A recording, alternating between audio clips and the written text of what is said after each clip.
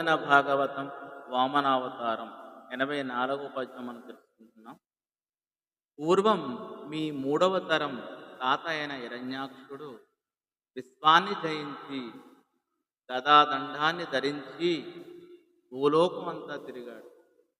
ఎక్కడా పగవాడు కనిపించలేదు. చివరకు అతనిని విష్ణువు వరాహ రూపంలో పరిమార్చాడు. ఆ సంగతిని హిరణ్యాక్షుని సోదరుడైన హిరణ్యకశిపుడు విన్నాడు. విష్ణువు పరాక్రమానికి ఆశ్చర్యపడ్డాడు.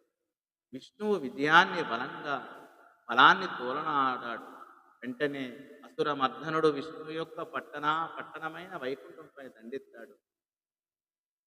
ఆ సందర్భంలో శూలాయుధుడ హస్తుండై కాలాకృతి వచ్చుదనుజుగని విష్ణుండుం కాలాఖ్యత మాయాగుణ